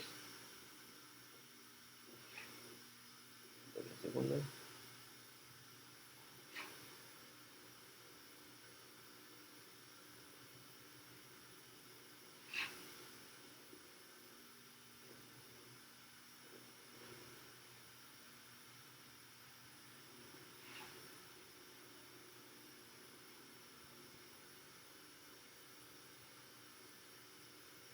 Eh,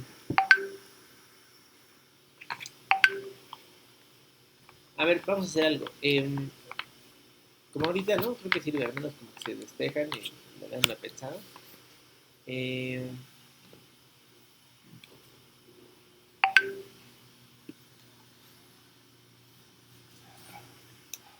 busquen cuál es la diferencia. No, mejor no, ¿qué diferencia no? ¿Cuáles son los resultados de estas tres conferencias? Se las pongo aquí en el chat. La conferencia de Teherán, la conferencia de Yalta y la conferencia de Potsdam.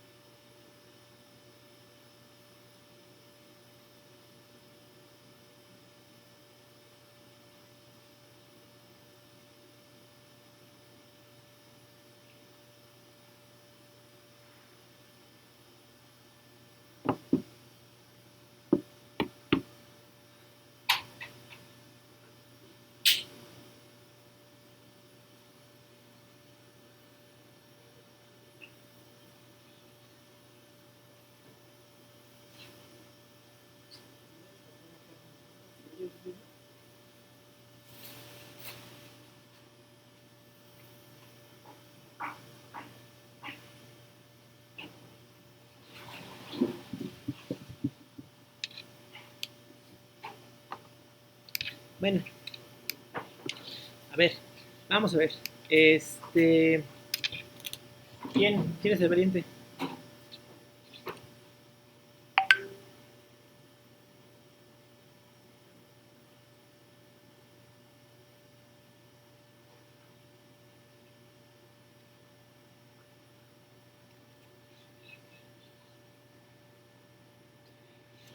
Vamos a ver.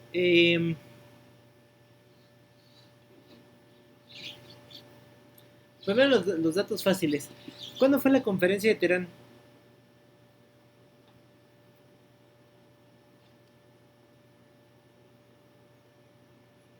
En noviembre de 1943. Perfecto, ¿no? Eso es mucho antes de que vamos a la mitad de la guerra, ¿no?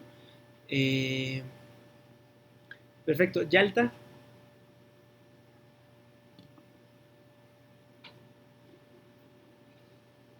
El 4 de febrero de 1945. Perfecto. Aquí ya estamos hacia el final de la guerra. Fíjense la diferencia que hay entre una y otra. Y luego, por último, Potsdam. ¿Cuándo sucede la conferencia de Potsdam? El 17 de julio de 1945. Exactamente, o sea, Alemania ya está derrotada. Hitler se suicida los últimos días de abril de 45. Los soviéticos toman por completo Berlín los primeros días de mayo. O sea, ya para cuando cerraron los líderes mundiales en Potsdam, bueno, estos tres, ¿no? Alemania está liquidada, ¿no? Y ya solo resta acabar con Japón. Podemos decir que casi que la guerra en Europa ha terminado con la derrota de Alemania. A ver, ¿qué salió de estas conferencias? ¿Por qué son importantes? O sea, ya se juntaron estos tres. Se llaman las conferencias de los tres grandes, porque son los tres líderes mundiales de las tres potencias, digamos, que encabezan la unión a los aliados. Pero además de eso, ¿por qué son importantes? ¿Qué salió de ahí? Pues en la de Teherán realmente es como un acuerdo para que Estados Unidos trate de involucrar más a la Unión Soviética, ¿no? Y la de Yalta es para repartir el territorio europeo. Perfecto. Y en la otra no la entendimos, la verdad. A ver, vamos una por una. La de Teherán, fíjense. A ver, César, ibas a decir algo. No, que la última tiene que ver con lo de Alemania, la repartición y todo eso de Alemania y un plan de las 4D, no sé, democratización, desnazificación, descentralización, creo, y otra. Ok, a ver, vamos a seguir una por una. Teherán, fíjense, en el año 38 o 39, en el año 39, perdónenme, antes de que empiece la Segunda Guerra Mundial, la Alemania nazi y la Unión Soviética firman un acuerdo de no agresión. O sea, noten el genio de ambos, ¿no? De la Alemania nazi y de la Unión Soviética para decir, viene una guerra inminente, entonces tú y yo no nos vamos a atacar. Que se peleen ahí los occidentales, contigo Alemania, y yo me quedo aquí respaldado, ¿no? O sea, seguro de que no me ataques. En el año 39, entonces Alemania invade Polonia y inicia la Segunda Guerra Mundial en septiembre. Para enero del 41, París cayó en manos de los alemanes, así que Francia está derrotada.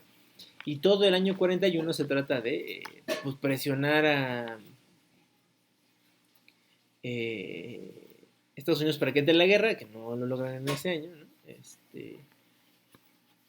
Sino hasta el final que bombardean los japoneses Pearl Harbor y por eso entran a la guerra. Entonces, pelean solos, ¿no? Y hasta el año 42 que Hitler se vuelve loco y como no puede derrotar a los británicos, ¿no? Después de bombardearlos durante semanas completas, eh, comienza la invasión a la Unión Soviética y eso es lo que acerca a los soviéticos al bando de los aliados, ¿no? Eso está bien, ¿no? Ahora, la conferencia de Teherán básicamente es decirle a Stalin, oye, no seas malo, ¿no? O sea, ya que te invadieron, ¿no? Pues échanos la mano, ¿no? O sea, lo que quiero un poco que vean es como la progresión, ¿no? Primero parece que Stalin no está muy interesado en la alianza y luego le busca beneficios. Yalta es quizá de las tres la que mejor le salió a todos, ¿no? O sea, es decir, los británicos y estadounidenses lograron que no solo los soviéticos se involucraran, sino además aceptaran algunas condiciones, ¿no? Por ejemplo, aceptan que en aquellos territorios que los soviéticos vayan liberando se realizan elecciones, ¿no? Para deshacerse de los regímenes pro-nazi que se habían instalado en Europa Oriental. Lo que no dicen los soviéticos es cuándo van a celebrar las elecciones, pero bueno, ya hay un compromiso ahí. Y hay una idea de qué hacer con Alemania. Hay una idea de qué hacer con Alemania para que no vuelva a pasar lo mismo que después de la Primera Guerra Mundial.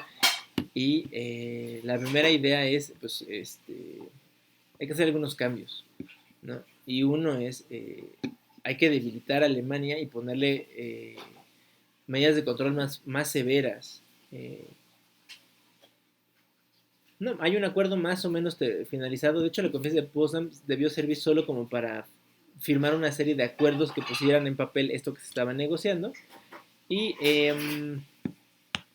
¿alguien tiene cuánto duró la conferencia de Potsdam?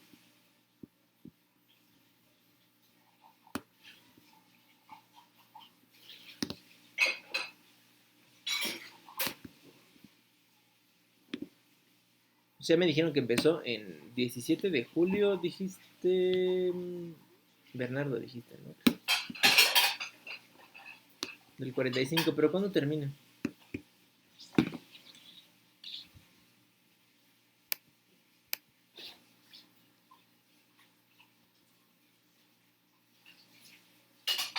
El 2 de agosto. Más fuerte porque no se les escuchó. Que terminó el 2 de agosto, ¿no? Exacto. Del mismo año. O sea, se echaron como 2 semanas de la conferencia. Las otras en realidad habían dado un par de días, ¿no? Y estas fueron muy largas. Y fueron muy largas porque hay una presión por parte de estadounidenses y británicos de firmar un tratado o sea, negociar los tratados de paz que le iban a presentar a la Alemania derrotada, a la Italia derrotada y a las naciones que se unieron a Alemania, ¿no? Incluyendo Finlandia, Bulgaria y otros. ¿No? Pero entonces vienen los problemas. Este plan del que hablaba César, ¿no? De las 4D, ¿no? La desnazificación, desmilitarización, desmovilización y me falta otro. Bueno, tiene que ver con eso, ¿no? O sea, ¿qué vamos a hacer con Alemania? Incluía el reparto físico de Alemania, ¿no? Cada una de las potencias europeas y Estados Unidos iba a tomar control sobre una zona del territorio alemán. Los soviéticos, pues con el tramo que ya habían tomado, y franceses, británicos y estadounidenses iban a controlar las otras 3/4 partes del territorio alemán. La idea era mantener a Alemania dividida, ¿no? Había un temor de una Alemania unificada, pues es la que había provocado las guerras, ¿no? Y una Alemania dividida era la que iba a evitar una guerra así de grande, ¿no?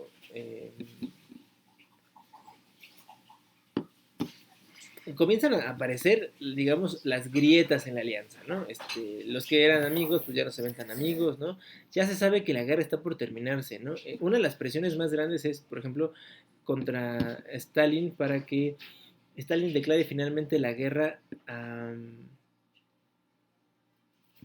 a Japón, ¿no? Y no ya sería solo un mero hecho simbólico, porque en realidad el esfuerzo de la derrota de los japoneses fue, por un lado, de los estadounidenses para ir liberando islas del Pacífico, y por el otro de los chinos, porque los chinos, digo, les dije, ¿no? Fueron invadidos por los japoneses en el año 36, o sea, llevan ya casi 10 años luchando contra los japoneses, y a fuerza del número de chinos, así un poco como con los soviéticos, ¿no? Pues van sacrificando chinitos hasta poder eliminar a los japoneses, ¿no? Eso es es un hecho ahí medio malvado, ¿no? Porque pues no está como tan claro, sí, o sea, qué nivel de colaboración hubo. Al parecer, los estadounidenses trataron de acercarse a los chinos desde entonces, ¿no? Les digo, sobre todo a los nacionalistas. Les ofrecieron armas, alguna otra cosa, ¿no? Por ahora sí, los chinos, o sea, vieron esto como un gran movimiento nacional para expulsar al extranjero, ¿no? Y entonces los chinos habían sido presionados por las potencias europeas desde principios del siglo XIX, ¿no? Para aceptar sus condiciones. Entonces, aceptar la ayuda de otro, pues era una manera de mantenerse todavía como, ¿no? Como con esa presión de Occidente. Y Estados Unidos no era diferente, ¿no? Entonces, van expulsando japoneses de a poco en poco, ¿no? Las atrocidades japonesas en China son como las de Alemania, ¿eh? O sea, campos de concentración, experimentos con humanos, y bueno, y un sinfín de barbaridades. Los chinos, pues, cuando, no importa de qué bando en este momento, no quieren ni volver a ver eso, pero tampoco quieren una potencia europea u occidental, no europea, pues Estados Unidos no es europeo, pues sí occidental, en territorio chino. Entonces, ¿no? Ahí les evitan. Los soviéticos saben que China es un monstruo, ¿no? Que tienen ellos en la frontera, y por eso apoyan a los comunistas, para que al menos, ¿no? Sientan algún respaldo, comunistas chinos y comunistas soviéticos, y eso ayude a que haya buenas relaciones, ¿no? Finalmente los rusos se unen a la guerra hacia el final, en los últimos días. De hecho, tiran la primera bomba el 2 de agosto, ¿no? El día que acaba la conferencia de Potsdam. La segunda el 4 de agosto. Y los rusos declaran la guerra, no me acuerdo si el 5 o el 6 de agosto del 45, los japoneses. Rápidamente mueven sus tropas al frente oriente, bueno, al frente del Pacífico. Toman lo que hoy es Corea del Norte, eso es importante, ¿no? Después habrá un conflicto ahí por eso, ¿no? Ofrecen ayuda militar a los chinos, que la niegan también, o sea, la rechazan también, e invaden unas islas al norte del archipiélago japonés, ¿no? Varias, entre ellas las Islas Kuriles, que hoy siguen siendo un objeto de confrontación entre ambos países, ¿no? Japón y Rusia. De alguna manera se agandallan, ¿no? O sea, el gran temor de todos es que los soviéticos empiecen a agandallar territorio, y lo logran. Los soviéticos van tomando territorios en Europa Oriental, empiezan a avanzar en Asia, ¿no? Los estadounidenses están muy preocupados, ¿no? De hecho, los estadounidenses desembarcan en lo que hoy es Corea del Sur, con ese propósito de tratar de empezar a ponerle frenos a los soviéticos, que se detuviese el avance soviético antes de que medio planeta fuera comunista. Eso era el sueño de los soviéticos, pero no sucede, ¿no? Y aún así fueron la segunda superpotencia.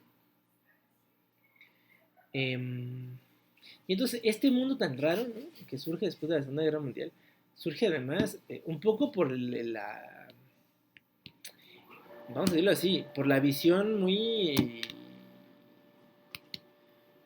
el olfato político muy poderoso de Stalin, ¿no? Que se coloca en el centro de las decisiones, ¿no? O sea, se hace el deseable y luego se presiona a Estados Unidos y a los británicos y luego al resto de los aliados, ¿no? Por conseguir que el mundo fuese tal como ellos lo querían, ¿no? Consiguen todo el tiempo del mundo para, en lo que no podían ganar en la mesa de negociación, ganarlo por las armas. Y luego, cuando ya no queda de otra, pues ya se ven obligados a ¿cómo se llama? A negociar, ¿no? Y a presentar sus condiciones. Ya les dije, además en un contexto muy curioso, ¿no? En ese momento, el único que tiene bomba atómica son los estadounidenses, y aún así los soviéticos son bastante petulantes, ¿no? O sea, exigen cosas, presionan, no le dejan espacio a los gringos para avanzar en el tema, ¿no? Al contrario, les van poniendo diques, ¿no? Todo el tiempo. Y por supuesto, ¿no? Digo, lo más importante aquí, ¿no? Piensen en lo que nos decía Morgenthau, se dedican a conocer al enemigo, ¿no? Los grandes sistemas de espionaje soviético se implantan aquí. También los gringos, digo, no, ellos no son inocentes, pero los soviéticos parece que son más listos para esto. Hay una enorme reticencia de Stalin porque se firme un acuerdo que sea desventajoso para la Unión Soviética, o sea, un acuerdo de paz que en vez de perjudicar a Alemania, perjudique a la Unión Soviética, y lo retrasa, y ya veremos dónde acaba el tratado de paz, ¿no? Entre las potencias aliadas con la Alemania nazi o con Japón. Es una cosa bastante peculiar. Bueno, a ver, en general, ¿dudas?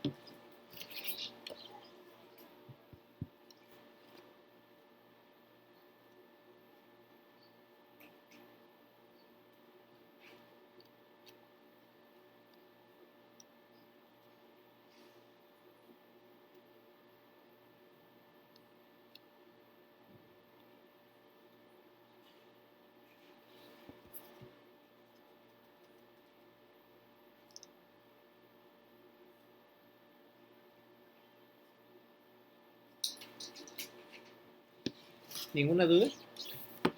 Les recuerdo que tenemos una actividad para el 5 de abril. Acuérdense que la siguiente semana no tenemos clases porque hacemos pausa por Semana Santa. Entonces, tienen que leer un par de capítulos de un libro de Henry Kissinger que se llama La diplomacia, ¿no? Les dije, creo que en una clase, ¿no? Kissinger fue un estadista estadounidense, ¿no? Secretario de Estado y consejero de Seguridad Nacional en dos gobiernos diferentes en ese país. Y es un académico también, ¿no? Entonces es un conocedor de las ligas mayores, digamos, de la política internacional, y escribe esta obra básicamente para dar su visión, yo creo, ¿no? De por qué pasan las cosas como pasan. Van a leer justo los capítulos que corresponden, ¿no? a este periodo, ¿no? Al final de la Segunda Guerra Mundial, y a por qué Kissinger tiene una explicación de por qué comienza la Segunda Guerra Mundial, por qué comienza la Guerra Fría, y tiene que ver justo con eso que estamos hablando ahorita, ¿no? Con esas tensiones que Stalin a propósito provoca, ¿no? Y luego mantiene tanto como puede, ¿no? Pero bueno, eso lo van a ver ustedes con mucha calma. Si no hubiera nada más, nos vemos mañana. Ya saben, mañana solo tenemos una clase chiquita de 1 hora.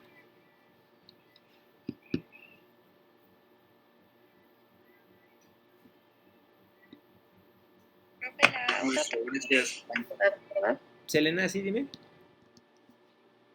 La otra tarea, la de la lógica de la Guerra Fría, todavía se puede entregar hoy, ¿verdad? Sí, acuérdense que es hasta hoy. Tendrían toda una semana más, digo, ya con menos calificación, pero sí, o sea, si no la acabas hoy, Selena, no te preocupes, la puedes seguir todos a entregar con menos, pero al menos tienes calificación.